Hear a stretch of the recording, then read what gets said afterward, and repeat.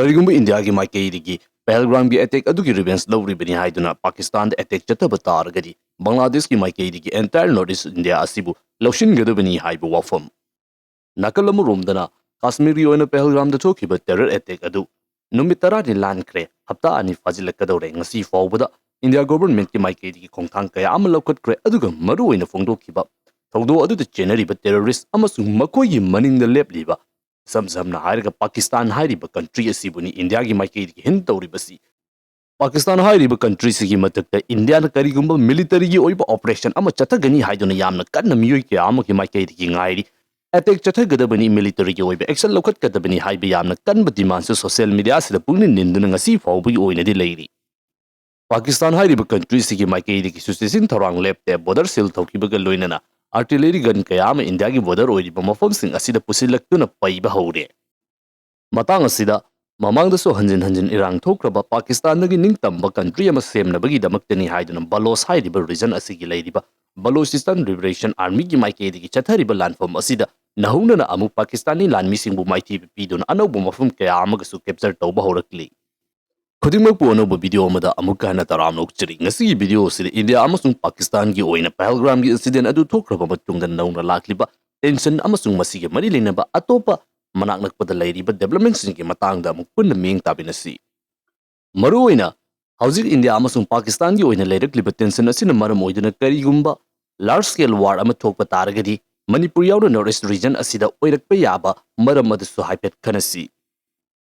Hausi Kashmir da Pahalgram gi oina thokiba tamthiraba attack adugi manungda India linga ki maikeidigi thogdo adu da general miyosing aduga makogi matungda leptuna makoibu mating tawriba arunba miyosing adu attack chathagani haiduna yamna kanna phongdok te miyoy ki amgi maikeidigi military operation amgi yamna kanna ngaineri matang asida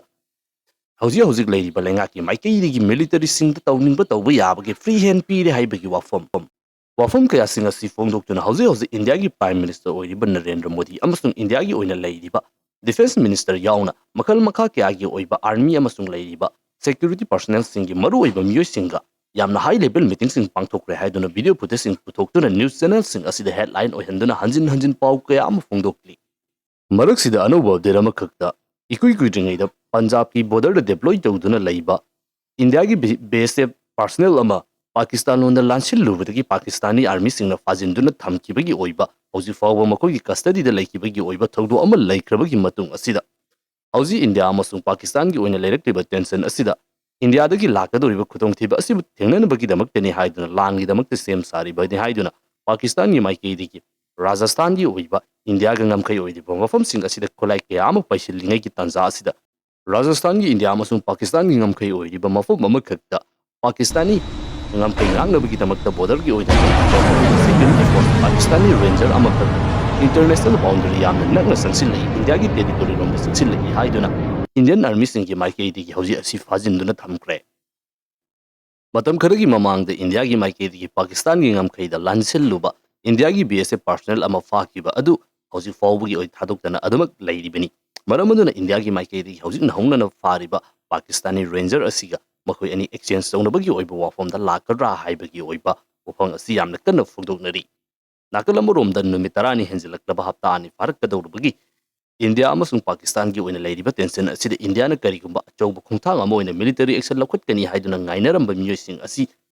lansi suktok toraktabadagi dhap oiraba male miyam gi oiba asauba asi fathanabagi damakta manhanba oira male haiduna tongnaruba miyoising asisu thawdu asi amuk thorakpadagi lan asi tasengna tawradra ahaibagi oiba wakallonda nahunana thawdu asi gi matangda interest kara show tawba horakli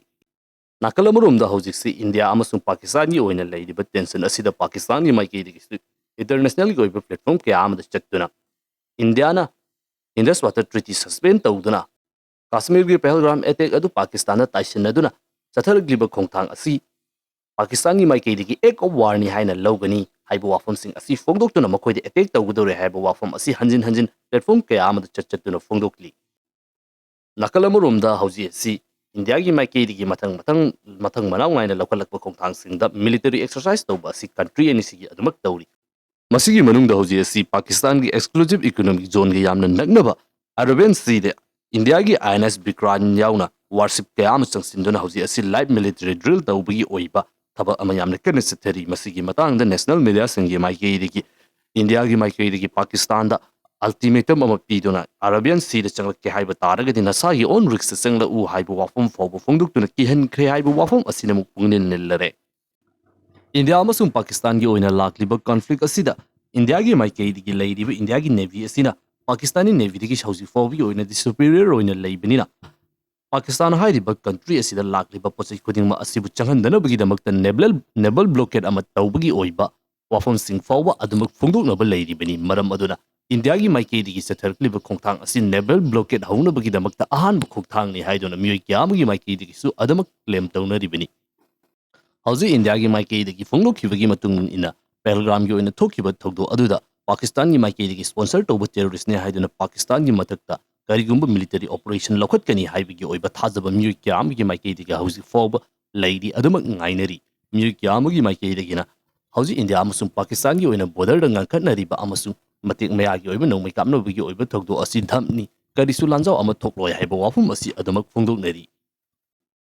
mata asida Pakistan hairiba country asigi oiba anauba development amakakta Pakistan dagi tokhaina takinabagi damakta Baloch region asibu tonganba country ama semnabagi damakta lan horiba Balochistan Liberation Army gi maikei digi anauba attack amakakta Pakistan gi army singbu maithiba piduna Pakistan gi Kala district ki yamna maru oiba city ama oiriba Mangalore hairiba mafom asi hauzi BLA gi maikei dagi Pakistani army singbu maithiba piraba matungda capture tawkre haiba wafum asini Balochistan Liberation Army hairiba group asisu Afghanistan hairiba country asida Talibana lengak paiba ngamkiba asigi matungda makoigi oiba thabak thong ke asisu nonggi hena hengalakpaga loinana makoi su soi den ningtamba asi fangnabagi damakta yamna kana lan thengnaribani ikudringai gi mamangda train fawba hijack tawba aduki matik yamna kanba attack singsu ke ama laikre hauji India amasung Pakistan gi oina leiriba tension asida Pakistani military singi maikei digi India border singda kulai pusilakpa matamda su Balochistan Liberation Army asi thengnadanabagi damakta honabadi yamna awaba ama oiribani Pakistan gi maikei digi mamangda chathakiba train hijack ki oiba thogdo aduda India gi maikei digi mating tawsilli India na chathaba terrorism ni haibo wafam sing adumak claim tawba laikre handaki matang asida thorakliba asida su hauji India da leiba miyoi amagi maikei digi Pakistan gi maikei digi Pahalgram da chatharakiba attack adunagi pakhumoini India na Pakistan da chathaba action singi manungda ama oiribani haiba miyoi amagi maikei digi adumak claim tawnabasu yaudabadi natte China hairiba country asigi oina makogi threat ki oiba natragana hiram khudingmaki oina pochai puthok pusin tawbagi lambi asida Malacca Strait fawba asida India ki maikei digi matam ama hekta Malacca Strait asibu chok tawba ngambagi oiba khudongchaba ama leiba asibu bypass tawnabagi damakta China amasung Pakistan ga manaduna China Pakistan economic corridor ki khuthangda yalakliba Malacca Strait bypass tawnabagi damakta semlakliba lambi asida ngayak laitana apanba piriba kangbu amasu oiribani Balochistan Liberation Army asi aduga haukiba matam khara asida India gi oina security gi maruiba musing gi maikiri gi su Balochistan gi liberation gi oina leiriba movement asida karigumba Pakistan na India da singnaba leptaba taragadi lakadoriba matam asida Baloch gi oiba region asi khangkhangawdana Pakistan dagi tokhaina takiba yai haiba wafam singsu adumak phongdokpa laikibanina masigi oiba oithokpa asisu yamna lei haidana adumak phongdoknari matang sina hauzi India amasung Pakistan gi oina lakliba tension asida karigumba India gi maikei digi Pakistan hairiba countries gi matakta military operation sing chathaduna action lokhatpa matamda lanjaw ama thorpa taragadi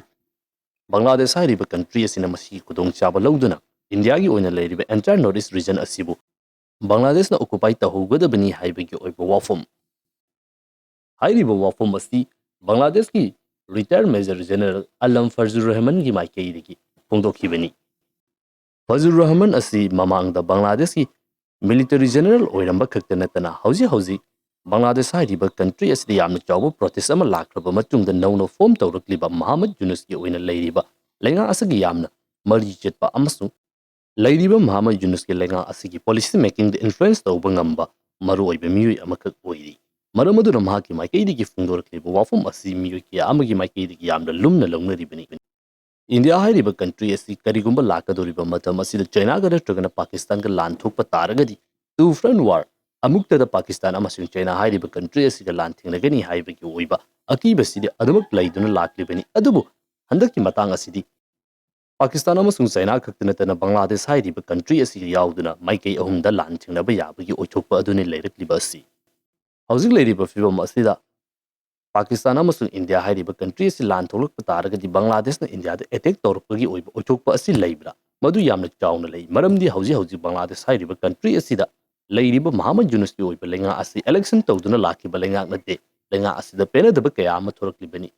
maramaduna hauji Muhammad Yunus ki oina leiriba lenga asi Bangladeshi people singda leibaki damakta maha asi karigumba kharadi tawri haibadu utpagi yamna chawba mathaw ama leiribani maramaduna lan tholakpa taragadi masida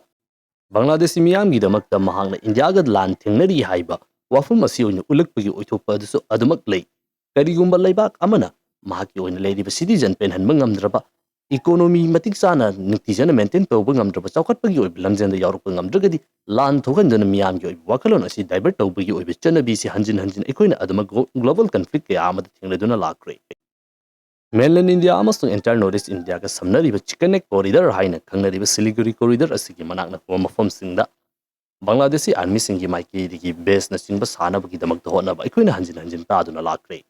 Mahmud Yunus na China gi oina chatkiba concert aduda Northeast India asi landlocked oibu mafam ama khangni aduka Bangladesh asina Garden of the Ocean ni kariguma China gi maiki digi Bangladesh ki oibu mafam sing asida Makoigi oiba thabak thorom sing paikhaning bataragadi mating tawge haiba wafam sing fongdokpa amasung Muhammad Yunus ki lenga asigi yamna naknaba na leiba miyoi singi maikaidigi makoigi oiba Greater Bangladesh ki oiba pandam adugi oiba wafam sing fongdokpa mamangda sukar khanna thengnakre matang asida Bangladesh hairiba country asigi oina wafam asida leiriba miyoi kangbu kharagi maikaidigi tonganba Greater Bangladesh haiduna mangliba manglan asigi oiba map khara lei map sing adugi manungda hauji adumgi mangda ubiriba siso amani Asigi matungina Bangladesh hairiba country asina chawthuktuna Greater Bangladesh fangba matamda entire Northeast region Manipuri fawba yawbagi oiba map aduni maramaduna karigumba India amasung Pakistan lan thokle haiba taragadi Bangladesh nasu India da war declare tawrukpa matamda entire Northeast India asibu capture tawnabagi damakti yamna kanna honarakani masida lakadoriba force asigi manungda Northeast India asibu liberate tawbige nakoi ningtamba pige haibagi mohota Bangladesh hairiba country asigi manungda leinabagi damakta capture tawge haiduna lakpa force na ayamba oigidoribani matam aduda mafam asida hanadi hauna leiriba Northeast region asigi oina leiriba kangmusing asigi maikidi ki resistance force thoraktuna yamna chawba lanjaw amasuk soidana thokani kariguma lanfam asi hek thokpa taragadi Northeast India asida religion gi mingda natragana ethnicity gi mingda magi oiba kanglup khaidokna duna territory capture tawna magi oiba jaga sing munabagi oiba lanfam su thorakadoribani yumthungnariba Myanmar hairiba country asida songnariba lanfam asida aikoina mayek singna uba fanglaba asini lanbu hek haukragadi loishinma naiduna adumak soknaduna leigidoribani maramdi mateng pangsin binabagi damakta adumak waloi